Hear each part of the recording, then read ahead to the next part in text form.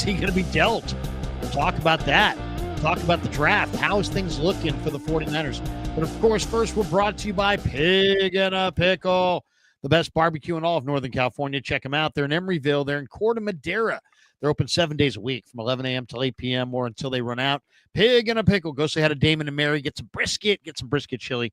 Tell them that Krug sent you. Also, we are brought to you, as you can see over John's head there, by Mancini's. Are you looking to upgrade your sleep? Now is the perfect time. Our friends at Mancini's Sleep World are kicking off their spring clearance sale starting Tuesday, March 25th, and you don't want to miss the deals. Up to 50% off select mattresses, 2 free pillows with any Tempur-Pedic mattress purchase, plus an extra 10% off when you use our exclusive code KRUEG10. And here's the best part. Mancini's now offers 365-night comfort guarantee. They give you a full year to decide if the mattress is the perfect fit for you. On top of that, they provide free next-day delivery and the best price guarantee so you can shop with total confidence that you're getting a great price.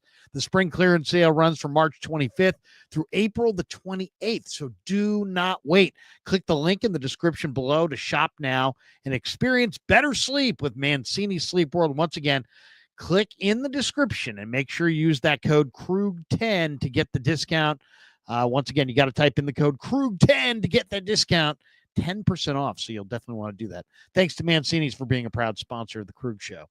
All right, let's get this thing rolling. We're also brought to you, of course, by Sharp Corner Sports Cards and Collectibles. My good friend Anthony Catania down there in the Monterey Peninsula. He's at 831-521-5264. Can't forget them. Let's talk a little Niners. There's always stuff to talk about. Today, there was an interesting kind of back and forth going on. Albert Breer says, hey, you know what? Yeah, the Niners have lost 20 guys. They haven't really signed anybody. They bunch of money was spent on the guys that departed. They didn't really spend much in free agency. But he's like, you know what? No big deal. They have a good draft and they're good to go. He's like, everybody needs to dial it down. The Niners, this talk that the Niners are going to be horrible, is erroneous. Now he's saying this with the full knowledge of knowing that the 49ers are playing a last place schedule. And it's a very favorable schedule, which doesn't, just means that they can make the playoffs. Doesn't mean they're actually really a factor. But what do you think, John? Are you closer to the group that's like, man, they're going to suck this year and they're going to take their lumps? Or are you like Albert Breer, who seems to believe that the 49ers, hey, you know what? They got a good draft and they're good to go. Well, I don't know who's going to give them their lumps. The only thing that gives you a positive is their schedule's so bad, and we know that. They have one playoff team from a year ago, and that's the Rams, and so they might win 10 games by default, and everybody focuses on what they lost, but they still have a pretty good base of guys, and I'm not overly concerned with the guys they lost. I'm concerned with Dre Greenlaw, and I'm concerned when I saw the contract that it was 1 year and $11.5 million, like all these deals are funny money, and I can't believe that the 49ers, even as much as they wanted to pull back, could not come up with 1 and $11.5 for Dre Greenlaw. But what I've heard is that the offer originally was so low and embarrassing that he was pissed off. And they did. And after you and I've talked about this, after those 3 linebackers signed the night before free agency started, guys like Nick Bolton and Ernest Jones and Sherwood, the kid from the Jets, signed their deals. Well, he was the last guy left. And the 49ers didn't change their offer. They wanted to do a 1-year deal. They wanted to do a make good deal. And then they went back, as Adam Schefter said, and begged Dre's camp to reconsider and that they would up their offer. And it was too late. And that's what the Dre Greenlaw thing came down to. But for anybody who's paying attention, Afunga hasn't been good since 22. Everybody gets enamored with sacks. Leonard Floyd had 8.5. There were 600 other plays in which he was utter shit. So they didn't lose a lot. It's just the disheartening part for a 49ers fan is, what did you grab? I mean, if you were a special teams player, man, the 49ers had the market cornered. And yeah, the special teams were terrible, but the guy who was the worst was Jake Moody, and he's still around. So from that standpoint, I understand why everybody's upset, but from Albert Breer's standpoint, it's to say that the draft, and I understand that this is the whole thing, the plan is the draft. Okay, well, let's look at what the 49ers have done. For every George Kittle and Fred Warner and Dre Greenlaw and Brock Purdy and DJ Jones, which they've done a lot of, they've bombed first-round picks. They gave up 3 for Trey Lance. They traded up for Reuben Foster. They've had a lot of peaks and valleys. Their drafts have been roller coasterish. And if you go back to the best draft, and the Niners have had a lot of them, if you go to the best draft of all time, it's the 1986 49ers. And I know you know this. They got 8 players out of that draft. They got 6 starters out of that draft right away. They got, of course, McKyer and Don Griffin. They got a Hall of Famer in Charles Haley. They got Tom Rathman out of that draft. I mean, ridiculous. At worst, they got Larry Roberts and Kevin Fagan, who were great rotational defensive linemen. Yep. They have to have that kind of a draft to make it so that their plan of the draft would work. Like last year, they had a great draft. Malik Mustafa is going to be a starter, and Renardo Green's going to be a starter, and Dominic Pooney's probably a Pro Bowler. They had 4 really good players come out of last year's draft. That's not going to be enough this year. They have an entire defensive line. They have I think they're going to draft a right tackle and move him to left guard. We've talked about that, but they need offensive line help. They need depth at running back now that they've moved Mason for some stupid reason. With or without Ayuk, they need probably depth at wide receiver. On and on and on. You and I have talked about it a million times. But by Albert Breer saying, okay, they're going to take care of it in the draft, even if you hit 8 picks, which is the best they've ever done in 1986, with the best 49ers draft of all time, with all due respect to Dwight Hicks and the Hot Licks and Lott in 81 and all the great drafts that they've had, and even 2011 with Alden and Kaepernick and all the guys that they got out of that draft. They've had some great drafts, but drafting is hard. And last year they got 4 good players out of the draft, and that's considered a good draft. And you and I talk about this all the time, as big a draft dorks as we are. You got to put about 2-3 drafts together. So you put 24 together, that's really, really nice. But you're not going to be able to get everything out. So the thing I guess that surprised me is that a guy like Charles Omenihu, for example, who Chris Kocurek knows, the Niners know, he sits around, waits for a deal, and he gets a deal from the Kansas City Chiefs that pays him at most $7 million. That's a guy that can play inside, outside. You're not breaking the bank with Charles Omenihu. Why not? You're not going to be able to get all this done in the draft. So I get it. You're going to pull back. I understand the financial restraints that you want to play under, and I understand all this money that you're paying guys who are not going to play for you, so you've had it. I get it. But why not just a little bit? Why not just a couple of guys who could help you? Why not? I don't know what C.J. Mosley has left, for example. He played for solid with the Jets. Last year he was terrible, but injured. But the year before, he was a really productive player. Now, maybe they're scared that he's going to be another Devondre Campbell, but they can't just go out there with Dean Winters. They can't just go out there with a rookie. They can't, they're going to count on 5-6 rookies to come in here and be great right away. And I'll defer to you because you know the draft better than anybody. How realistic is it that you're going to have 6 guys, and that's what they need, really, walk into this building with the 49ers and be ultra productive from day one, because that's what the plan is. Yeah. I mean, okay, I think here's the way I see it. And I don't disagree with anything that you've said. I mean, you've crystallized it perfectly. You've been covering this team for a long time. You know this team like the back of your hand. I mean, we're talking, we're talking to each other. We both know this topic, really, really well. So I'm glad that you're here. I just look at it as they know that they didn't want to shop in the first phase of free agency as much as they could. They wanted to leave that alone. And then I think they're really into the draft. The undrafted free agent crop, I expect them to be extremely aggressive for all the best players that don't get drafted. I think that could be a crop of 7 or 10 guys right there that could be complementary to their draft. So really don't look at their draft as just who they draft. Look at their draft and who they sign afterwards, because I think they're going to be really, really big players there. But I think their thinking, John, is that after they look at everybody maybe as not everybody's kind of the same. And the guy that that's not a top tier free agent is not that much different or better than the undrafted free agent, younger player of the same ilk. So if you look at everybody the same, then you're like, oh, well, we could go with youth. But I think really the thinking is let's manipulate to our advantage the compensatory formula. So the way this thing works is after the draft, all those free agents don't count at all against the compensatory formula. So I don't know who's even going to still be available. And there'll still be some more, some teams do a lot of their cap casualties going into free agency, but a lot of teams do it after the draft, after they have guys and they're more gutless about it. We're not going to cut this guy until we know we drafted somebody who's already took his place and standing right here and we own his rights. So some teams do that a lot in May and June. So I think the Niners could be a player in that market for cap casualties. I think they'll be, because that's when it doesn't count against your formula. They could sign 2 or 3 guys there. But I do expect that they will trade back. They have 11 picks. I think it's going to wind up with more like 14 to 16 picks, and then another 5 to 7, undrafted players. But if you look at their roster right now, they have 63 or 73. They have 73. So they can add 17 to get to their 90-man camp roster, and they'll probably cut a few guys.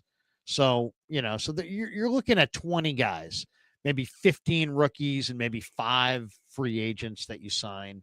But those 5 free agents won't cost you. If you're going to have 15, rookies, then you're going to suck.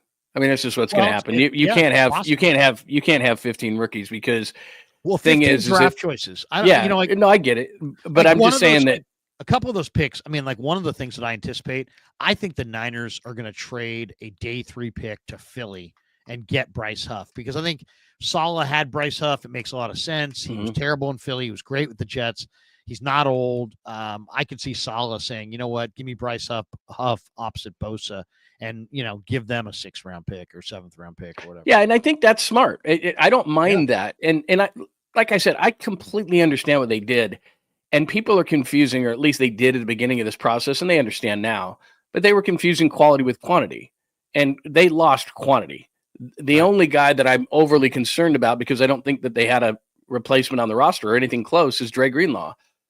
I'm confused on Juszczyk. He doesn't make any sense because they already signed Luke Farrell to, by the way, a $3 and $20 million deal, which isn't in the scope of things a big deal. But for the 49ers this season, it is. And he's a move tight end, which is what 80% of the league does. So Juszczyk doesn't make sense, except for the fact that you throw a bone to the angry fans who say, look at who we have. We brought Juice back. The Mason thing is completely confusing because he didn't cost you any money. And you have McCaffrey. Maybe that's a good sign that McCaffrey is progressing from the Achilles issue, but Guerrero is incredibly young. So now you have to go into the draft and find a running back, which, look, they can do that. And you know this, Krug. It's a very deep draft. They might be able to find a free agent. They often do. The Matt Breidas of the world and the guys, they've had much better success finding free agents and late rounders like Elijah Mitchell and so forth, and the free agent guys like Breida than they have in getting the guys like Trey Sermon, et cetera, Ty Davis Price in the 3rd round. So they'll find a running back. I'm not concerned. But I saw a graphic the other day, and I'm sure you saw the same thing. Over the last 3 years, the 49ers are last in the league in drafting in the trenches. Now, they got Dominic Pooney last year. That's great. But as far as the defensive line, and I don't know how a team like the 49ers can just forget about the trenches. And that's what happened. So I'm with you in terms of it depends on who's there at 11. If Membu is there, if Will Campbell is there, if one of those elite guys are there, they're drafting that guy. He's going to right tackle. They're gonna move McKivitz into left guard, and then Trent Williams, I think, is going to retire, and they're going to have their left tackle, which makes a lot of sense. But from that point forward, and you and I have both looked at this, especially if you look at like Pro Football Focus and the way that they grade things. Now, maybe people think that they're accurate, maybe people don't think they are, but they're fairly accurate. They have 2 players in Bosa and Warner who are graded in the 90s. They don't have another player on their roster graded above 70. And they don't have any their defensive linemen next to Bosa are graded like 45, and then Drake Jackson, who doesn't have a grade because he never plays. So look, as we sit here right now and the house is not built, the inside is not done. My wife, I've told this story before, my wife can see a house when it's being redone, and I have no idea. I'm like, this house is garbage. She's like, just give me some time. We redid our house. It's beautiful now, but I couldn't envision it. Well, right now you have to be a great interior designer to see what the 49ers defensive line is going to look like, because honestly, teams are going to run right at them, and there's Nick Bosa who's going to get double teamed again. Who do they have? And I'm not a fan of Floyd. I'm not a fan of, but their D line is as bad as there is in the league. We don't have a game today, but right as we speak right now, it's as bad as it could be. Yeah. I mean, what's baffling about this is that this was their stated mission position, right? When they came in, it was like, we want to build on the defensive side of the ball. We want to build on the defensive line on the defensive side of the ball. Okay. That was the mission position. That was like, hey, let's go. This is it. This is our mission statement. This is who we are. And we don't even believe. Seattle believes in building their defense from the back to the front. Thus Legion of Boom. The Niners have always done it the opposite. They've built their defense from the front to the back, and it's like, what's the philosophy when in the last 5 years you've drafted no defensive linemen that are good at all, and you've got Nick Bosa and Evan Anderson to show for your defensive line drafting. You're gutted. I mean, the only thing you can compare it to a house, it's like walking into a house, that has no walls. Right. You're like, oh, what? And it's like, oh yeah. This is going to be great.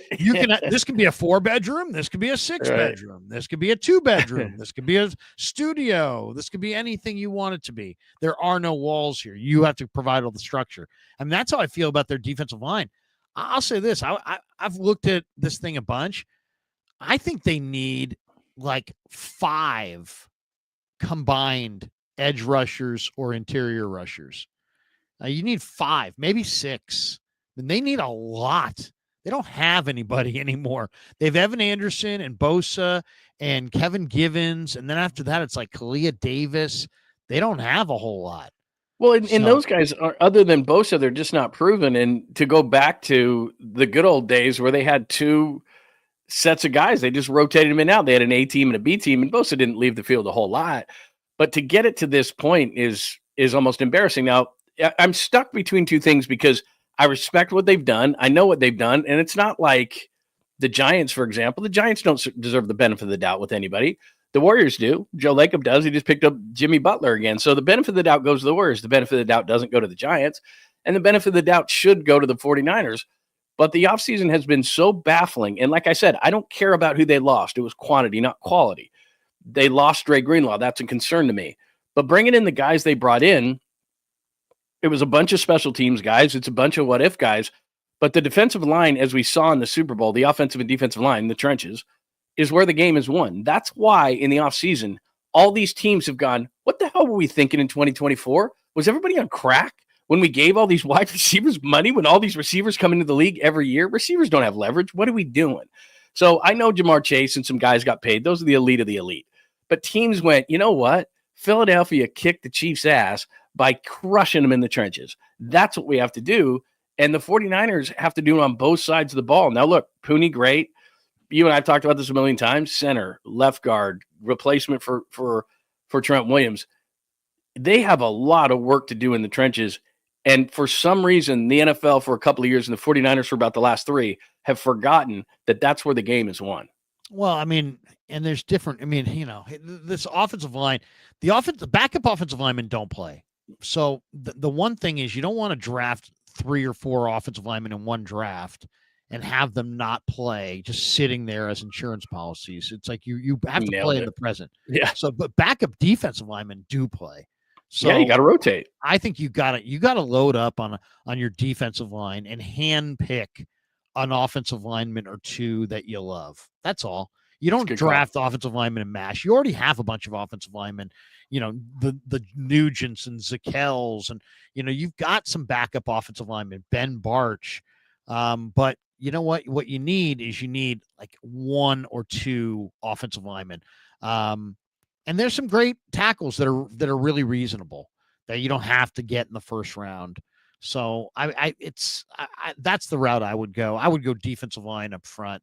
But I mean, yeah, if you look at the 49ers, all the guys that walked out the door, I mean, it's a lot of guys. But who's really just like, I mean, it's like, this is the list of the guys who have departed. Feliciano, retired. Elijah Mitchell, Jordan Mason, Jalen Moore, Nick McLeod, Charlie Heck, Tabor Pepper, Tayshaun Gibson, Brandon Allen, Josh Dobbs, Demetrius Flanagan-Fowles, Rock Ya-Sin, Devondre Campbell. How are they going to replace him? Chris Conley, Isaac Yadam, Eric Saubert, Aaron Banks, Javon Hargrave, Mooney Ward, Jordan Mason, Deebo Samuel, Leonard Floyd, Malik Collins, Talanoa Fanga, Dre Greenlaw. There's a lot of good dudes there, right? And a lot a lot of those Who guys had some moments. Some of those guys had some really good moments, but right. And I'm partial to a lot of these guys. Right. These guys gave me a lot of good interviews in the locker room, and I like these guys, and I'm rooting for these guys. But you know what? Let's be totally cutthroat about this. Greenlaw hurts. Okay, that one hurts. Jordan Mason definitely hurts because you're talking about a guy in his prime. And I would say Mooney Ward hurts. And then because he's still a very good corner with size and speed and you know, the tragedies that befell his family and had nothing to do with the 49ers. He was just never going to come back. That's the problem, right? Yeah, he wanted to move on. That's totally fine. He was, and you were there in the locker room afterwards. His wife had PTSD. She couldn't come back to California, and you had Renardo Green.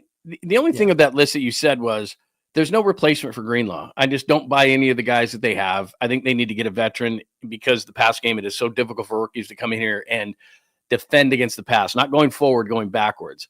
And then Jordan Mason, I just scratched my head. I don't care if Jordan Mason wants out of San Francisco and wants to be a starter somewhere else. I'm not in the nice guy business. Two things really confused me because of those guys that you said, everybody's replaceable. Mustafa probably was going to beat out Hufanga anyway. So, go on down the line on all those guys you mentioned. The confusing part was you're cold and calculated the entire offseason. You sign Luke Farrell, you're not going to have a fullback anymore, and you're going to have a move tight end. If you go back and you look at Luke Farrell's numbers, that's what he is. He got 12 balls on 17 targets last year. He's been targeted once in his career in the red zone. He has no career touchdown passes, and he's 27. He's 6'5", 255. They were going to move from being a fullback to a move tight end guy, and they still needed a number 2 tight end to spell Kittle as a pass catcher. That's what he was brought in to do. And then the backlash was so bad from the fans that they went back and brought this guy in. And you and I have talked about him a million times. If you go back and look at his numbers, he's not a great blocker. He's not on the field to block in the passing game a lot. He had 48 pass blocking downs last year. He was targeted on his targets 13% of the time. He carried the ball 5 times. He caught 19 passes and was targeted 31 total times. It's not his fault. They just don't use him. And then he's not a hammer blocker that you would expect out of fullback, which is why they grabbed Luke Farrell for $20 million, which for the 49ers this offseason is a lot. If you so go it doesn't make sense. If you go and take a deep dive, Kev did this. If you go and take a good look at this contract, it's much more palatable for the Niners than originally reported. The Niners essentially, John, have him on a 1-year, $6 million deal if they want to move on after the end of this year. You're talking Farrell. But okay, but here's my point. And I totally get it. Okay. Yeah. So that's even though that one looked bad. No, I get it. Actually is but the nickel dime is if you take Luke Farrell's contract and you take Kyle Juszczyk's contract, that's Dre Greenlaw's 1 year and 11 and a half. Like you can take already about the Greenlaw thing. It's like it's not what their final offer was. It's the way they handled the negotiations. Yeah. And I don't, I've got a number of different things that people have told me about these negotiations, but all I got to say is that that's a culture player. I know they badly wanted him back, but they also badly wanted to save a bunch of money here. I mean, I guess it makes sense if you're going to move on from 20 to 25 guys and have this purge of the roster and this reset that maybe because of his age and his injury history. Which I have no issue with. I really don't. And also the draft is loaded there. Yeah. But, I mean, still. That one hurts because you don't have a replacement for him at all. The Mooney Ward one hurts because he was a damn good big corner. But he was when they went to the Super Bowl. But last year he was bad. But I don't blame him because of the off the field stuff. Last year I give him a pass. But you drafted Renardo knowing. I mean that's the whole thing is you drafted Renardo Green knowing that you were going to sign one of those 2 corners. You knew that after last season one of those 2 was going to get signed. You decided on Demo Lenore, which I understand. And you brought in Renardo Green, who looks pretty good. So of all those guys they lost, like we said, Mustafa is going to replace Hufanga. He probably was going to do that anyway. There's a lot of replacements for those guys. And a lot like Elijah Mitchell hadn't been effective since his rookie year where he got 963 yards. They fought with his agent the first year that he was a Niner about injuries. And his agent was like, well, we got to save him. It's like, dude, his contract's not up for 3 years. So that had been going a long time. That wasn't a loss to me. He was always going to leave. So all these things that we see, they had replaced. So I'm not angry at all about it. I'm just scratching my head over who they replaced him with, thinking that the ultimate goal was going to be, as you pointed out, 11 to 15 picks in all rookies. they're going to take a step back, except maybe they looked at the schedule and said, look, we can probably win 10 games, which honestly, for all the stuff we've talked about and the head scratching that's gone on and the national, fervor over the fact of what the Niners did this offseason, they'll probably win 10 games just based on the schedule is such garbage. Yeah, it's a bad schedule. It's a bad schedule. Honestly, it's really bad. But if you look at it's funny. I'm looking at, right now, I guess NFL Trade Rumors has grades on free agency, and they're grading the offseason. They gave the Niners a C+. It says it's challenging to grade the 49er free agency because so much of it was marked by departures rather than additions. A host of notable players signed with other teams, with the 49ers signing dart throw types to replace them, if at all. They went further and made cuts to slash more salary, jettisoning Leonard Floyd and Malik Collins and trading Mason and Samuel. San Francisco appears to be operating under a mandate from ownership to tighten the belt financially and prepare for a big deal for Brock Purdy. Anyway, and he goes, getting cheaper and younger. The team has 11 draft picks this year. They could rival that number in 2026. Isn't necessarily a bad thing, but significant holes remain, blah, blah, blah. Yeah, there's no question. And then they ask a couple questions. Why splurge on a blocking tight end and largely ignore defensive tackle and defensive end? Why cut Juszczyk only to sign him back days later for more guaranteed money than he was originally set to receive? I mean, that was a reaction to the fans. To me, that was just a pure reaction to the fans. Yeah, it was a pure reaction to all the negativity that was around the team because there's no reason to sign him. There's none. I think they were just giving him a chance.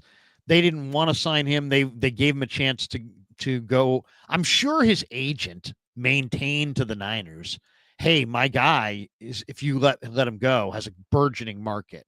And I'm sure the Niners called his bluff. I'm sure the Niners called his bluff. He probably begged somebody to go to Pittsburgh for a visit. They probably offered him a super low ball offer. He got the reality conversation that he should have had from his agent, but he got it from the Steelers through his agent, and then said, came, tail tucked back to the Niners, and so the Niners signed him, even though they'd cut him because he was more in their budget. But I mean, have some conviction, and also it's like move on. You can't run the ball at all on the goal line or in short yardage. Ditch Brendel and Juszczyk. Seriously, what are they doing? I mean, this idea that you're going to bring the same everything back, how could you possibly get better in short yardage if you're bringing the same running back, the same fullback, the same center, and you let your guard walk for big money and you're replacing him with a kind of a replacement level player? I mean, they're going to need an injection of something in the middle of that offense, or they're going to be the same, but can't run at all type team. Well, here would be my question to you, and knowing the draft the way that you do, and the one thing that looks good for them is that some of the positions they need, specifically defensive line, which you and I have talked about a million times, it looks like it's a really deep draft for defensive alignment. But the way that I look at draft picks they're lottery tickets. Some hit, some don't. We're 50-50 in the first round. People think that all these first rounders hit. It's 50-50 in the first round. And then it just goes downhill from there. And even if a guy does hit, you could have a Ricky Pearsall kind of a season. Now, look, not everybody's going to get shot and all these kind of things, but he came in with an ankle, just weird situation. I expect him to be better, but I don't know what he's going to be. Dom Pooney's a third rounder. He's great. Ronaldo Green's a second rounder. He's great. Pooney, Mustafa comes in as a fourth. He's great. You have Garendo at the end. He looks great. That still won't be a good enough draft. And that was a great draft. But my question would be to you is, what kind of confidence do you have in Lynch and Shanahan to nail this draft to the level of, I'm not even kidding, it's got to be 86-ish type of a draft for the 49ers, because for as great as they've done, and we've gone over it and we know the Debos and the Warners and the Kittles and the Purdy's and all those things, they have absolutely bombed on guys like Solomon Thomas, and, go on down the line and Trey Lance. And I mean, they've had there's really no middle ground for the Drake Jackson, CJ Beathard, middle ground. Jalen Hurd. Yeah, there's no real middle ground for them. We go on and on. They have bombed picks early and they have done great late. And it's kind of, like I said, it's kind of a 50-50 situation. So they have done a lot of great things, and they have made this roster over and done a lot of tremendous moves. So they deserve the benefit of the doubt. But the goal clearly, or not the goal, the plan clearly is draft or bust. And it's just really hard because even if you have a great draft like they did last year, look, Mustafa's a nice player. He's going to make mistakes. Ronaldo Green's a nice player. He's going to make mistakes. The best rookie obviously was Pooney. Now, we don't look at Pooney like we do other guys because it's so obvious in what they do, and it's harder to grade offensive linemen, just looking at it as a fan. But as great as those players were last year, you could get a guy like Pearsall could be great this year. He didn't have a chance last year. He didn't work with Purdy at all. He was banged up in training camp. The guy gets shot. How can you even know what Ricky Pearsall possibly could be? So their first-round pick could go through something similar without the shooting, and you just don't know as great as they could be. So it's just a crapshoot with rookies. It may take them a year or 2 or 3. Certain positions take longer. Certain positions are faster to adapt to the league. Certain players come from a smaller school, might take you longer. I just don't know if John and Kyle can pull it off when they need, as you pointed out, they don't need 4 players to be good. They need about 6 or 8. And that's a hell of a thing. It's not just John and Kyle. It's John and Kyle and Saleh. I mean, Saleh's going to have a huge and everybody else who makes decisions. Sure. Yeah. I mean, it's just really hard to do that. Saleh, I think it's really hard to do that. A huge say. Yeah. I mean, it's unlikely. I mean, what we're saying is, if you look at it, what do the Niners really need as far as starters? Okay. They need a starter, I think, at running back. Well, let's start on offense. They need a starter at running back because you don't know about McCaffrey. Okay. You can't have no running back. Ask Dallas. Okay. So you got to have a running back. So you need a starting running back. You have the fullback now, for better or for worse. I have 2 of them. Okay. You have a starting tight end, even though you could probably use another tight end. You may need a starting wide receiver. And I would say a starting left guard. And that's minimum on the offense. Minimum, you need a starting left guard, a starting wide receiver, a starting running back. So that's 3 on offense. On defense, you need 3/4 of a defensive line. So that's 3 defensive line. And some depth, probably. I would say you probably need, if we just cut it, 5 defensive linemen, 3 linebackers, a corner, and a safety, at least, and maybe 2 corners. But 5 defensive linemen and 3 linebackers. You need 8 guys in your front 7. The Niners' biggest draft was 86. They got 8 guys out of it. They need 8 guys defensively on the front 7. Now, here's the one thing. This is an extraordinarily deep draft. It really is. I've looked at, every different mock draft thing there is, from database to the PFF. There's just a lot of really good players in this draft. And if they even have a reasonable, day, there's going to be good choices, really good choices all the way through the draft and after the draft. And they've done well in the more difficult part, which is day 3 and after the draft, and they've bombed up front. So I think they ought to change their processes up front, figure out who they really like. I would say a trade back. If you just said what should be the plan, I would say the plan should be, based on what I've seen, trade back, from 11 to between 20 and 25, and start your draft right there with either the best offensive lineman or the best interior defensive lineman that's available. That's Walter Nolan, great. That's Kenneth Grant, great. If that's Tyler Booker from Alabama, fine. Just go get a powerhouse offensive lineman or defensive tackle. That's how I in a trade back where you get extra picks. So now, because if you trade from 11 down to 22 or something, you're going to have a couple extra picks, on day 2 and day 3. And I think that's really what you need. Then, because you're right, you're not going to hit. But the best way to do this is just to get a few extra picks and have a few more bites at the apple. And if you do get lucky and hit, to me, the way I would do it is, I think I would go offensive and defensive linemen to start. Then maybe in the middle of the draft, you pick off like a really good running back, or You could even a day 2 running back because there's some damn good ones. Quinshon Judkins is an amazing player. And then I think on day 3, I'm rebuilding my linebacking core on day 3. There's some incredible players that are going to be day 3 picks that are a little undersized but run well, hit well.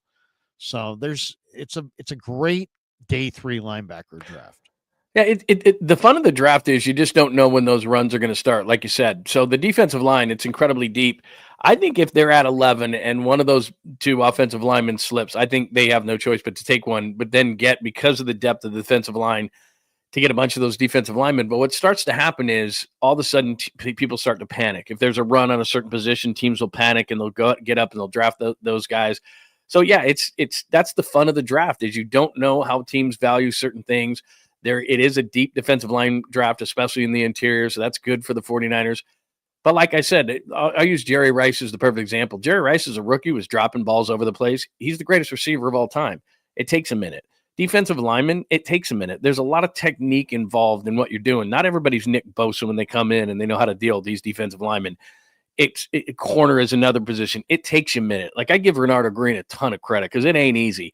You're not going against Southwest Louisiana. There's none of those guys on the schedule. And so all those guys know how to play. They know the moves. They know, you're looking at this division now. They lost you lose DK Metcalf in this division. You lose a guy like Tyler Lockett that's really smart. But guess what? You're going to go against Cooper Kupp, who's incredibly bright. And all of a sudden you have these type of guys. So there are certain positions that are really hard. Offensive tackle. That's why guard's a little easier, but like offensive tackle, for example, if they were to draft Membu just for the heck of it, because he's kind of my draft crush at this point, at 11, and they put him at right tackle and move McKivitz to left guard, which I've heard they like him better inside anyway, he's going to make mistakes, man. Brock's going to have to run for his life every once in a while. I don't care how good the kid is eventually going to be. He's going to make a mistake, and he's going to swing the door, and some guy's going to get inside, and he's going to crush Brock, and you're going to look up and go, damn, that's what rookies do. So they might hit 8 rookies, which, no, they may not. It's highly unlikely. But it is hard to hit them, and then all of them are great, so that you can be where you were. I get what the Niners are doing, but clearly they're okay with taking a step back for just a minute so that they can be better on the books in the future. The one thing that nobody's really talked about is, are you a little bit surprised that they've done it in the year that the Super Bowl is here? I mean, wouldn't they want to? Jed York owns, that's his stadium. He's got a Super Bowl coming here this year. Nobody's discussed the fact that, they're not in a rebuild. They're not. They're in a financial reset, and there's a difference. But I am a little surprised that Jed decided to do it this year because the schedule is going to make it easy. And to be honest, I think they'll win 10, 11 games and make the playoffs. But they're not with Detroit. They're not with Philly. They're not with Green Bay. They're not with the elite teams of the NFC. Yeah, I agree with you. But, Kyle Shanahan thinks he's pretty smart. And, they think Brock Purdy's pretty good. And they think, well, yeah, but we've got all the experience, and it's our conference. I don't think they really, not that they don't respect. They'll score points. You know what? I think they'll score points, but I don't know how they're going to stop anybody. They got a shot. They'll score. I think they'll score. You got to remember this. You got to remember this. The Eagles in the playoffs last year just got gutted by Tampa Bay. Pass defense was just an absolute joke. And what did they do? They added a couple of DBs. They added a new defensive coordinator. They added a free agent in Zach Bond, who went on and won the the All-Pro inside linebacker award, which is amazing.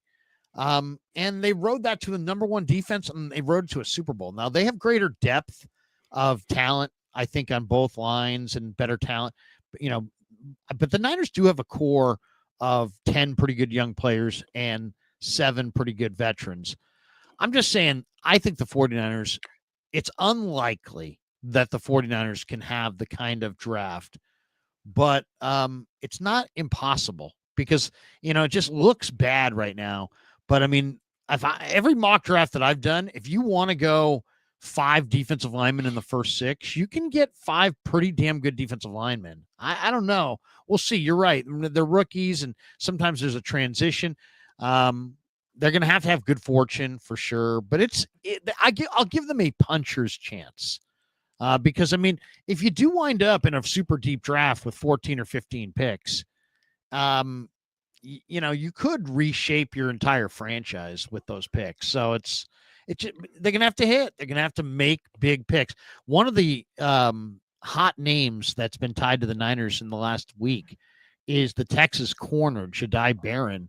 Daniel Jeremiah had Barron going to the Niners in the latest mock. CBS Sports had Barron going to the Niners in their latest mock. Now Pete Prisco has the Barron going 11 overall. Everybody goes to the Daniel Jeremiah does that, then the rest of the sheep follow along. Right, exactly.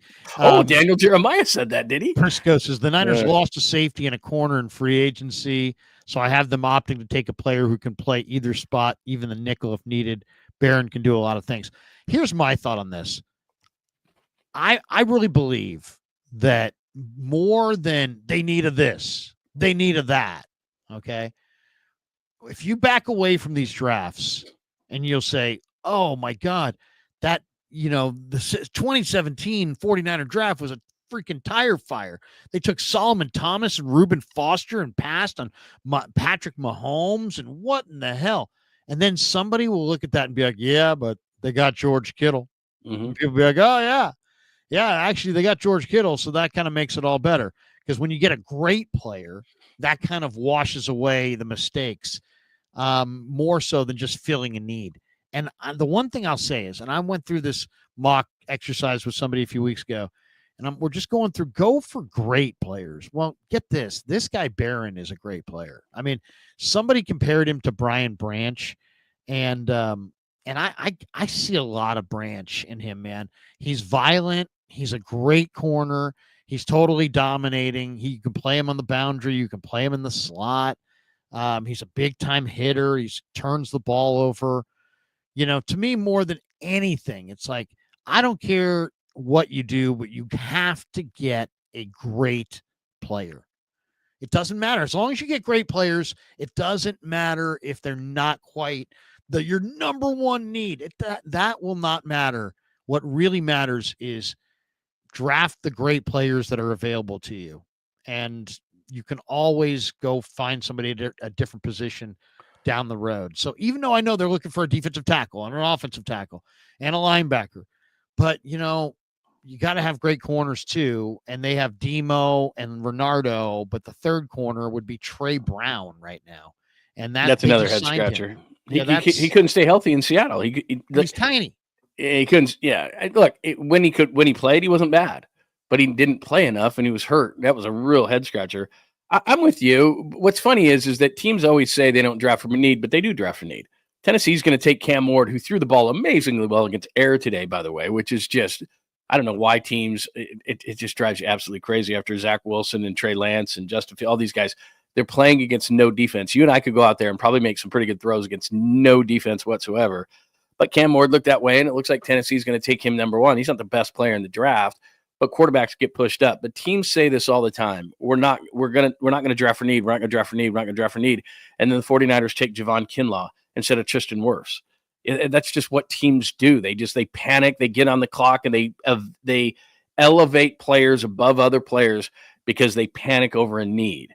And my thought on the 49ers would be, and I agree with you 100%, you're at the point, you're not a bad team at all, but you're at the point where you need enough, especially defensively, that if there's a great player on the board and he's far above another player, you just have to take that player and you fill in. You don't need to take that right player. Now, look, you're not going to take two quarterbacks or, whatever. You got a running back, right. You're fine. There's not value in that position. There's not value as much at linebacker. But that's what's fun about the draft is it's how deep is that position in the draft? How do you value that position? What are you trying to do? All these different things. That's what's important. And for the 49ers, even though I think right tackle, and if Membu, a guy like out of Missouri, was there and they could really shuffle their line to move McKivitz to left guard and they could really solidify that, like you said, if you think there's a dominant defensive tackle or edge rusher in there, I'm not starting this rumor, but if I'm Nick Bosa, man, I'm sick and tired of getting doubled and tripled every single time. And if you don't get me some help pretty soon, how long am I going to stay around here? These guys get pissed off and they're like, well, we can't win. And you're not getting me any help. I mean, Bosa's got to be pissed off because people, and the game as well as anybody, Nick Bosa's great. And he gets doubled, tripled, chipped, all these different things, these exotic things. Because why? Because there's no one else on the defensive line that anyone cares about. And that included Leonard Floyd last year and Malik Collins and Jordan Elliott and Kevin Givens, and they had a bunch of garbage on that line last year. Nobody respected any of those guys. So they need that position really badly, but you're right. Get a great player. Don't reach for somebody, because that's when Javon Kinlaw happens. Yeah, we need. I'll tell you what scared the hell out of me the other day. I saw somebody, Matt Barrows had a report from one of the pro days that Lynch was at, and he's like, they love Colton McKivitz, think he's the bee's knees, and think that their real need is not for a starting tackle, but for a swing tackle. And I realize you lost Jalen Moore, so yeah, you just lost your swing tackle, so it makes sense that you would need a swing tackle. But in reality, that is so short selling your need. It's like, dude, you have a 35-year-old roof, in Trent Williams that could go at any moment. And you, on the other side, you've got a replacement level player who probably is more of a guard or a backup. And it's like, you're going to try to delude yourself into you just need a swing tackle. No, you need a starting. You need to draft multiple future starting tackles, and it can be done, but it's got to be done. If you're going to give Purdy this kind of money, it's almost like when you bring a rookie quarterback in. Okay, so you're investing all this money in this guy, and I get the Chris Forster, we can shine shit kind of a thing. Where interior lineman, I get it. You're not going to spend high picks on interior linemen. I understand that, but tackles are different, and you've seen it from Trent Williams how dominant he is. He's going to leave soon. I wouldn't be shocked at all if this was his last year. He's starting to get those injuries, not like Joe did at the end, Joe Staley, but Joe got the neck, and so it just started to nag him. And you and I both talked to him after he retired. I mean, he's just like, you know what? It was one after the other, and that's what's starting to happen with Trent Williams. And after a while, he's in the Hall of Fame. He's got enough money. He doesn't need it. The only reason he's playing is for wins and to win a Super Bowl and to kind of complete his career with a ring. And if that's not going to happen here, then he's probably going to retire, and this will be his last year. You can't have Colton McKivitz on the blind side of Brock Purdy even for 30 seconds. You can't have tackles are different. Interior, and especially, by the way, the interior of the offensive line, especially because Brock is barely 6'1", that was part of his problem last year. The inside pressure, so that he couldn't see balls or throws, or was very, very compromised on those throws, was a major reason why he sucked last year at times. But nobody wants to look at that. Everybody wants to put everything on him, and I get it. But if you watch the film, they're getting constant inside pressure. Aaron Banks and now I'm Brendel. Brendel. I mean, I'm just like, these guys inside are not good enough, and the 49ers have to. That's what's troublesome here is they have got to really get after the interior, the offensive and defensive lines, and I just don't think they have enough picks to do it. So, like you said, if they think McKivitz is fine at right tackle, like I said, I've heard that they want to move him inside to guard, but whatever, he's going to start. But in terms of, a lot of things need to change offensively and defensively, and I just don't know if they have enough resources to do it correctly this season. Yeah, I mean, I would say you got to be a good scout. You got to get out there and figure out who that is going to be that you can get is going to be good. I mean, you can go for Will Campbell or Kelvin Banks or Membu if they're there. Though I actually kind of don't really think that Membu is going to be there. And I don't think there's no either. He's too athletic. He showed out too much in the process, and he's not going to make it to 11. I thought he would. I thought he easily would at the beginning of the process. But when you show the kind of athleticism he's shown, and I know that you and I love the combine, but for the certain things that he did so well, it shows the athleticism. I've heard a lot of people talk about Trent Williams with him, is that he's athletic like Trent Williams. He's big like Trent Williams. He has a nasty streak like Trent Williams. I'm not saying he's going to the Hall of Fame or being that, but a lot of people have comped him because of his athletic measurements to a Trent Williams type. I mean, he's not making Membu? it. Membu, yeah. He's not making it to 11. I mean, I watched 3 games, and you see offensive linemen lunge all the time. I don't think I saw him lose balance one time, and I was getting end zone tight copy, and he was like, you could see, I mean, his footwork, his footwork's great. His power is unbelievable. And I think Membu could be a dominating player, but I've watched all these tackles. The 2 guys I like Emory Jones from LSU, who's on the other side of Will Campbell. He's the right tackle. And what I would do is play him at right tackle. Like I would draft Emory Jones and I would put him at right tackle and take Colton McKivitz and play him at left guard. And and that's it. That's what I would do. And I love Emory Jones. I think Emory Jones, he's 312 pounds, but it's like the most, this guy could easily, he's like willowy, like a basketball player. This guy could easily be 340 in 2 years. I mean, he's got such a frame to put on weight. So that's my favorite tackle. And he's probably going to be a second round player. I really, really like him. There's some really athletic tackles that tested out well at the combine, Logan Brown, and Caleb Rogers. But the other guy that I saw and I've stumbled onto that I just absolutely freaking love is this Carson Vinson from Alabama A&M. This guy's 6'7", 314 pounds, but it just, he fights you, man. I mean, this guy is an athlete. He's an animal. I'm absolute beast of a blocker. He will fight you all day. Bro, what happened to your North Carolina guy? Like that, is he out now? And you found a new guy? These are the tackles. Okay, yeah. So I like Vincent and Emory Jones, and then I love, and you're right, I love Willie Lampkin. Yeah. If he gets drafted by the 49ers, it would be amazing. Like he'd be a late round guy, but it would just be unbelievable, or a free agent or whatever. Is somebody going to draft him just because he's 5'10"? I mean, is somebody really going to draft him or no? Yes. Oh yeah. No. Somebody said that he's not going to get drafted, but they're wrong. He is going to get drafted. Too many people saw how talented this guy is. I'll say this. I think I would draft him to be Juice's replacement. He's a fullback. And at the worst, that guy's a devastating fullback. But I love Willie Lampkin. I love Marcus Ware. I love Jackson Slater. I love Connor Colby. Dylan Fairchild, Charles Grant, Donovan Jackson's one of my favorites for Ohio State. The guy who played right guard, and then when you might be able to get him like mid round because of the injuries, right? Yeah. Well, no, absolutely. Simmons went down. He moved to left tackle. Oh, that's right. Yeah, Simmons was the one. Yeah, Simmons was the guy who got hurt. And then Jackson was inside, and Ohio State moved him to tackle. Right. He played left tackle, and he's just got ridiculous I love Tyler Booker as well from Alabama. I think he's just to me, Tyler Booker is exactly what I would want. If I was building this thing, what I would do is try to build. You have the quarterback, right? You have the quarterback. Whether people want to fight, acknowledge it or not, you got the guy. And now it's about what do you pay him? We can debate that forever. But what you really need to do is you need to surround him with a wall of humanity. Because look at the game that Brock's playing compared to the game that Hurts played. Are you telling me after watching that Super Bowl that you don't think Brock Purdy can win a Super Bowl? Because after watching Jalen Hurts, I know Brock Purdy can win a Super Bowl. There's no doubt in my mind.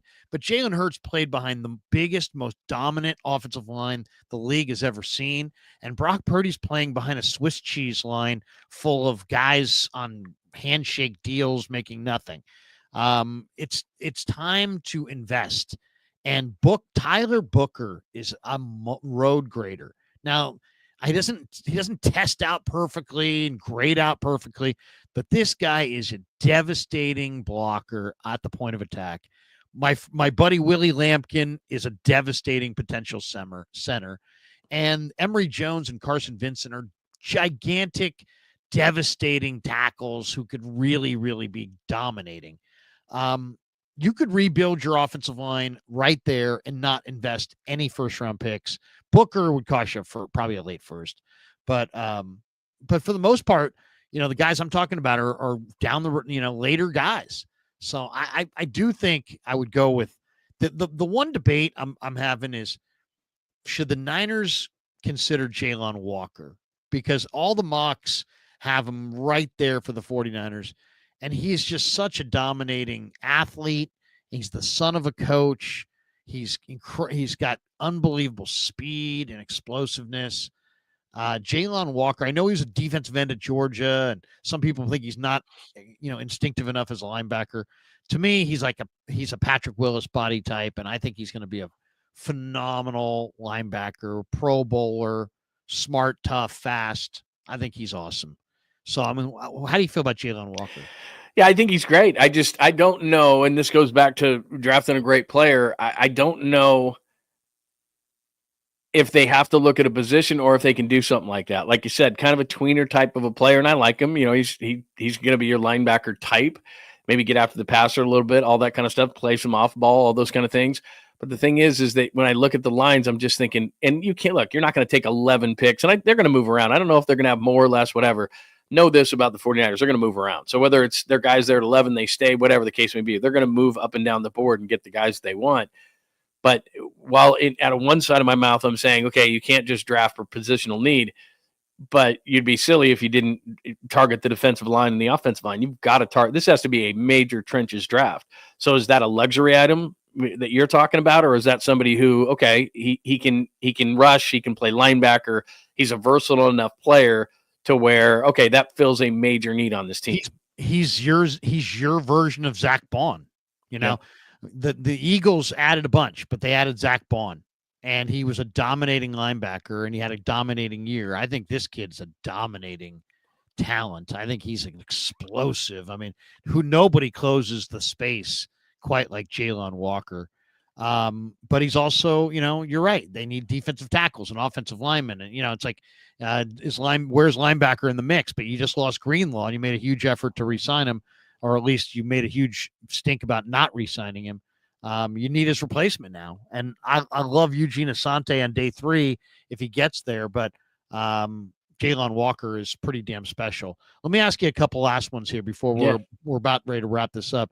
But what do you think of when you look at this team? What would you say is Mac Jones? Do you think the Mac Jones idea is, man, he's just, hey, let's take a flyer on a pretty good backup, or is he a viable replacement? Do you think Mac is going to flourish here with Shanahan, or is this we're just kind of going back to the 21 draft and checking all of our boxes? Yeah. What do you think? Because it's like this week we kind of discovered that, okay, Mac's back now and he's with the Niners. It doesn't even look like Trey Lance is going to even get a job. Unbelievably, he's not one of the 100 best quarterbacks. He probably should go to Canada. But what's your guess? Is Mac Jones Brock's backup? Is he Brock's replacement? It's like he said all the right things. Oh yeah, Brock, I hosted Brock on his visit to Alabama. He made it sound like we're buddies. But let's be honest, if they were buddies, I don't think Mac comes here. Right. I think that, I don't know if you saw this, but Mike Florio was on with Michael Hawley, and he did about 12, 13 years of sports radio in Boston at WEEI. And Florio kind of tried to set up a scenario in which Mac Jones and certain national guys, and Florio has no insight into the 49ers. He constantly is wrong about the 49ers, especially with the quarterbacks all the time. Certain guys have insight, certain guys don't. Yeah. But yeah, Florio does not have a great connection within the 49ers. He's terrible with his connection to the 49ers. And so he's going on and on about how Mac Jones could be a viable option. Mac Jones was the first rounder. Kyle liked him. And Michael Hawley just blistered the hell out of him. I mean, he crushed him.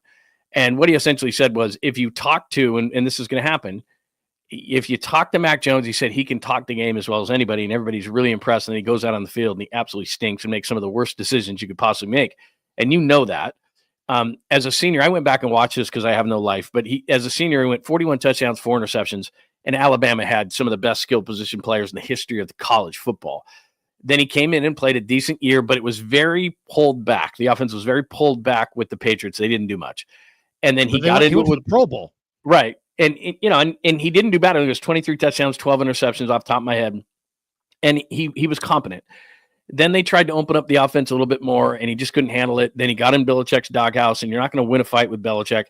Then he goes to Doug Peterson last year, plays for a couple of games when Trevor Lawrence is out, couldn't figure that whole thing out. He just makes some of the worst decisions you've ever made. So a long way to answer what you said is, I think it's the latter. It's Miami looking at Zach Wilson. It's the Niners who had a good grade on Mac Jones and seeing what he's all about. The difference is, because I hear a lot of people comping him to Sam Darnold, he doesn't have the skills of Sam Darnold. And sometimes Sam can be slow to read. I could even see that in training camp, and I was standing next to you a lot of this time when Sam was in here in 2023. Sam doesn't always see it fast enough like Brock does, but you could see the physical skills that made him the 3rd overall pick of the draft. Mac Jones doesn't have those. And it's not just because he was smoking a cigar after the national championship and had that tubby belly. I don't care about that. He doesn't have the strongest arm. He doesn't have the most athleticism. He doesn't have, nor did Brock, and I understand that. But what Brock has that Mac Jones doesn't seem to have is that quick decision-making and the good decision-making. And I know what Brock did last year, but I think when he gets everybody back, and like you said, they improve the offensive line, I think we're going to see the Brock Purdy we saw the first 2 years and not the third year.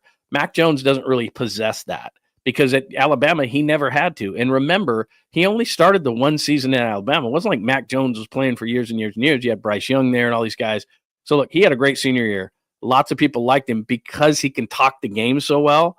But and this is what's going to happen. I think the media locally is going to fall in love with Mac Jones and the way he talks the game. And then he's going to get on the field and it's like, oh, he's not competition for Mac. He's not competition for Brock Purdy. He's just trying to resurrect his career. And he looked at Kyle Shanahan, I think, and went, well, this guy rehabbed Sam Darnold. I think he can rehab me too.